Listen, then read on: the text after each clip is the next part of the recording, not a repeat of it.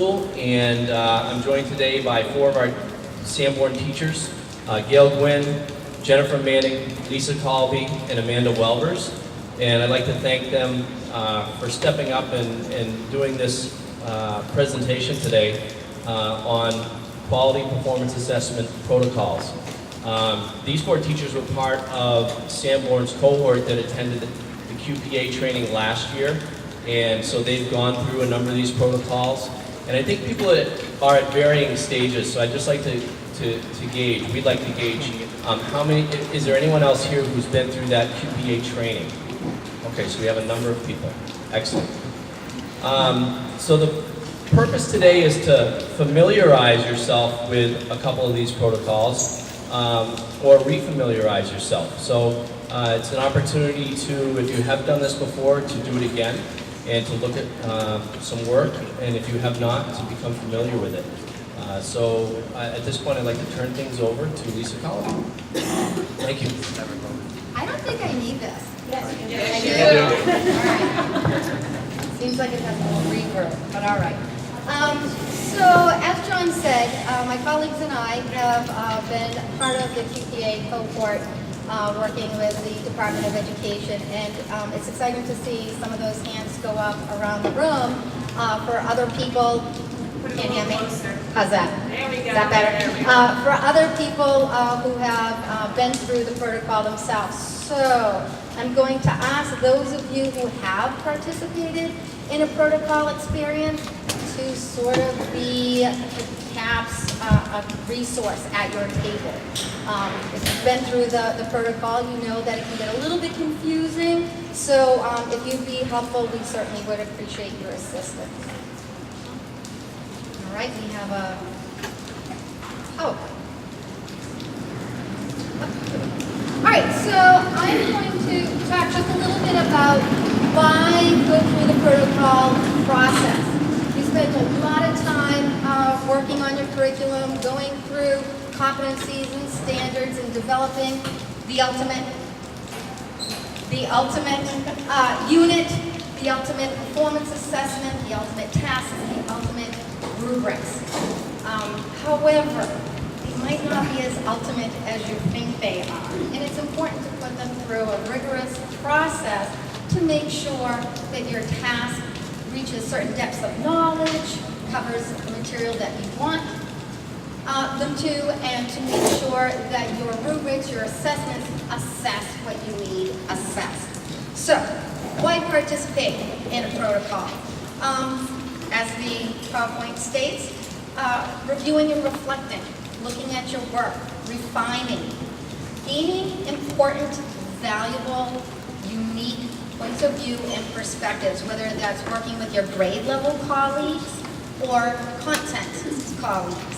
I know as an ELA teacher, I'm an 8th grade ELA teacher at the middle school, when I sit down with a team of other content people, the unique insight that I gain from a science teacher, from a math teacher, from a Spanish teacher, from an art teacher, gives me a completely different point of view than I myself have as an ELA teacher.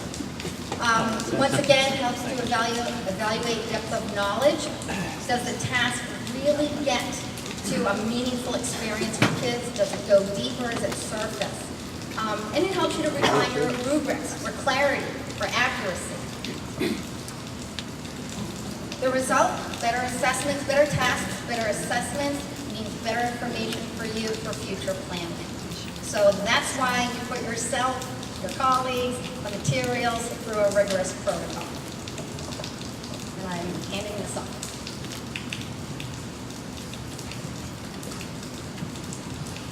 Okay, so today we're going to be doing 2 things. We're going to be, once again, sorry. We're going to complete an assessment validation protocol, which is the yellow sheet on your table. And that's basically an outline for the steps that you're going to be taking with your discussion group. In step 5, you'll see it says validation guide, and that's that green checklist you have in front of you, like the green checklist. Going through each part of the green checklist when you're looking at an assessment is critical, because you don't want to be leaving anything out. Oftentimes we make an assessment, and when we're making that assessment, we're so in love with the content that we make a lot of assumptions about the assessment itself. Like, oh, it's definitely going to be covering this, or it's going to have a lot of depth of knowledge. And when you go through that clarity, focus, and alignment, you might discover some missing pieces. And so today we're hoping that those of you who stepped up and took a risk are willing to take that critical feedback and then recognize, oh, this is just a DOK or a DOK 1 or 2 task. Doesn't mean you have to throw it in the garbage. It just means if you were looking to have a DOK 3 task, you know, refine, revise, or make a new one. And it's another chance for you to work collaboratively with your colleagues to review a QPA and to become comfortable with the process. I know at some schools they've done it a little more than at others. The more you practice this process, the more it can become comfortable for you, and the more you can just be collaborative and enjoy the whole performance assessment ball of wax. So the first step before we launch into reading that yellow paper and going through it is to designate group roles. And as Lisa mentioned, if somebody has done this before, for example, our memorial colleagues I know have practiced this protocol a bit, they might be willing to step up and take on the facilitator role. That's a pretty important role to take on because you have to be willing to call people out if they're using, say, a judgment statement and saying, well, this one is, you know, not a great blank. We want to make sure we remove the judgment language from our conversation. The presenter and the reporter can either be the person who's on the team that created the task on the table, or if you're sitting at a table where you're looking at a foreign task that was created by someone not at the table, someone can just kind of role play and take on that role. We're going to be sort of overarching timekeepers to make sure that the conversation is on track and that everyone's at the step that they need to be. But if you could designate a table timekeeper, we think that would be super helpful. It kind of helps the process move along, and it's kind of like a co-role with the facilitator. And finally, a note taker will help you track your thinking and report out on the progress. And so now I'm going to pass this off to you. Okay. You're going to look at the green sheet for this slide that the bottom is missing. So I'll try to prop that up. On this sheet, this takes step number 5, which is the validation checklist, and it goes through each section. So when we sat down with this, we thought, oh, it's so much to read. So we wanted to give everyone a couple bullet points that they could refer to when they come to each section of the protocol. So the first section you'll see is alignment, and we talked about how it should align to the standards. You're also going to look at the DOK during that time, and the rigor that's represented in the assessment, in the questions, in the tasks that the students are doing. And as Amanda was saying with the note taker, this is a great place to take your notes right on this green sheet. You can go through, there's boxes to check and spots to take notes. The next part is clarity and focus. And you want to be sure that you're seeing clear directions and that it kind of goes back to those standards and you're addressing the key concepts that you have set out for the assessment. The next one is student engagement, which is, it's okay. Okay? You want to be sure that one big piece for me that really helped when I started to develop these was that real-world connection. It kind of brought me back to what we were seeing in the standards and what Common Core has brought to us. So think about that real-world, authentic problems that our students will find in their lives. And the last part under student engagement is choice. So what can you put into these assessments that help students to feel ownership over what they're doing? Is it choice in materials? Is it choice in presentation? What's the choice? How can they feel more ownership in what they're doing? The next one is criteria and levels, and you want to think again about your expectations that you have for students, and this is where your rubric comes in. And if an assessment, I think there is one out there that doesn't have a rubric, maybe talk about some of the pieces that could go into the rubric and what expectations you have for students. The next is fairness. You want it to be unbiased language, and you want to think about the accommodations that you might have for students in your classroom that may need more support in some of the areas. The last part is universal design, so you want to be sure that the format is consistent and that the presentation is engaging and it's organized and the way that you would present it to the students. Some of them will have student materials attached to them, and you might see some of those presentation qualities in that.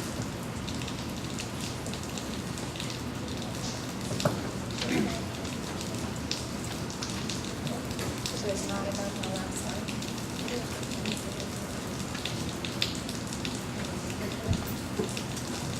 So,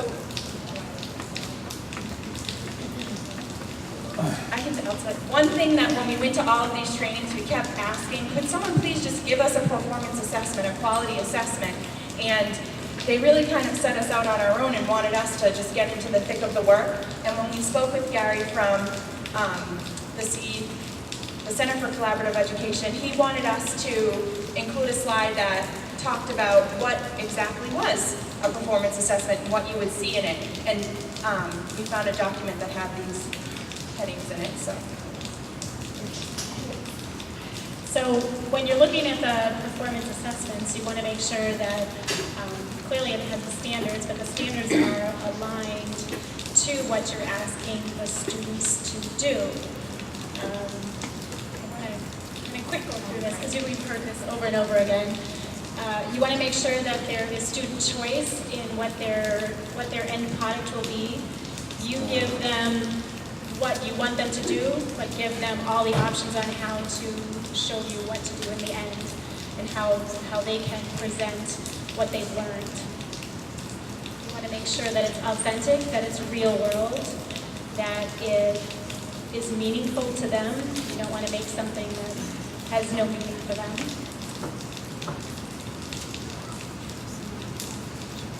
It's the same. It's exactly the same thing you just said. So, there you go. I'm repeating everything Jen just said. So why don't we go ahead and get started. You're going to, so the presenter or the facilitator is going to take the lead. They are going to take a look at the green sheet. You're going to see exactly what words to do, how much time you are allowed. Choose your timekeeper, pull out your cell phone or your watch, and set the stopwatch and go. Try to stay right on task.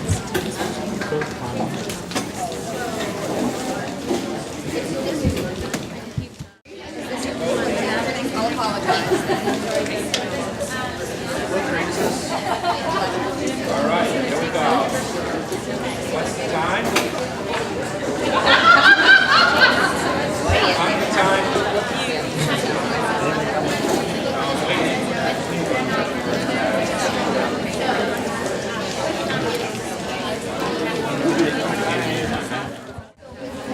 Exponential growth kind of looks like this. It seems like nothing's happening, then all of a sudden,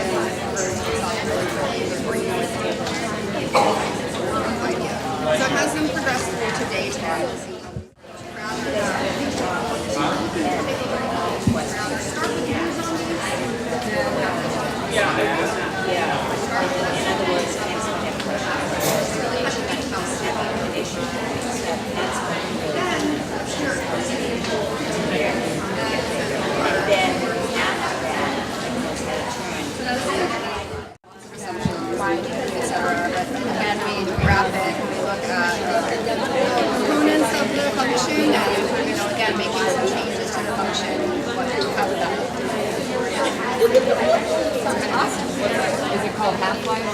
It could be similar to a half-life, but it's 35. The decay was 35%. So just decay. Yep, so it's exponential growth and decay.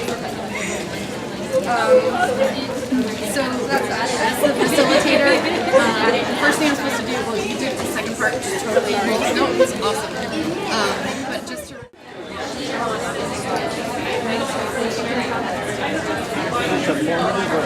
Well, and so here's, I didn't know this was going to turn into this activity, so I really enjoyed this.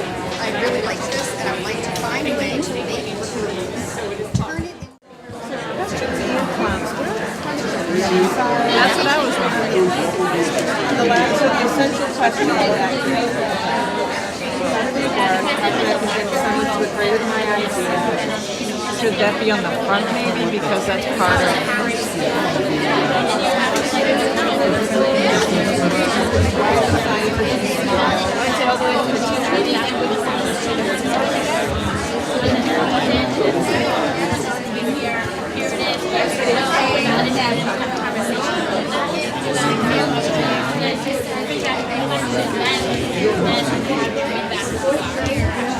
Because we kind of had those questions, we had to go back and are the bullet points? I don't see any. Are they in here? And actually, yeah. So the essential question part, some of that should be put, I think, either before the learning goals or right. That should be up Shouldn't here. the students have the essential questions? They should. Yeah. We were really well organized and we went right through the whole prompt thing and we talked about it professionally and collaboratively and we agreed quite a bit. On the actual assessment, you agreed, a lot of agreement then? Was the protocol easy for you to follow? Got right into roles, no issues with that? Very good. So it was clearly articulated. Okay, excellent. Yes? Very easy to follow the protocols, and we have presenters, we had a lot of questions that we brought to the table, and then they were looking at us. You had an authentic presenter here, right, that developed the piece, which is always very helpful. I'm sorry?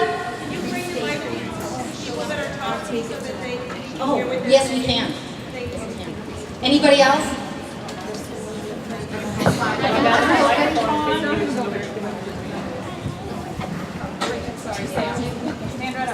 I just enjoyed the feedback that I got and how to improve my performance assessments to make it better.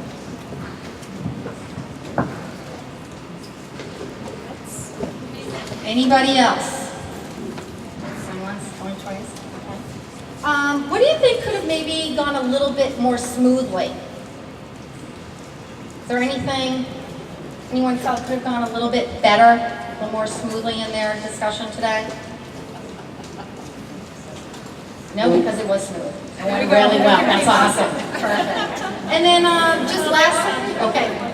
Well, we had just discussed as we're going through, we're supposed to say yes or no and do the agree, and we felt like it might be better to have the organic conversation as it flows, to get those ideas out, rather than be rigidly stuck to item by item and then have to revisit. So we just thought that might be a suggestion. Yeah, we've actually had that conversation as well. Some groups will definitely work better with that organic kind of have a little more comfort level with the discussion versus the very strict protocol. One of the protocols actually calls for, during the clarification part, the presenter has to remain utterly silent, can say absolutely nothing. And being a verbose ELA teacher myself, I literally had to cover my mouth with my hand. So we didn't do that to you today. But yeah, definitely it's going to be the comfort level of the group, and you can tweak that, whatever suits your group.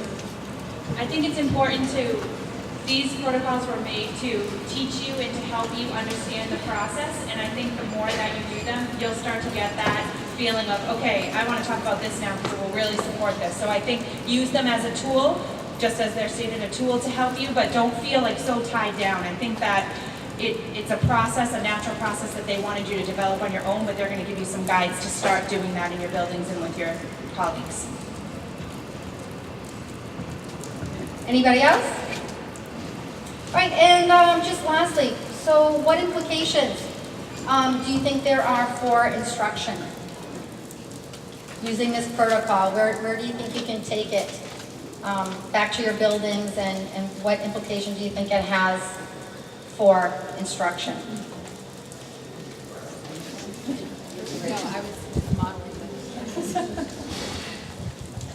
Do you think it would perhaps enhance your understanding, collecting the data, analyzing the data? Do you think that it would perhaps improve instruction? Do you think it has that implication? Perhaps? Maybe more collaboration, perhaps? More friendly discussions around the building about student work? Yeah. I think it was a great process, and to take your piece of work and have everybody's input. I mean, we just saw Jackie's mind spinning, going, oh, I can do this, I can do that. It was just great. We never had that opportunity to do it. We asked girls for a while, so we missed those PD days and those opportunities to work collaboratively. We haven't really had a chance to do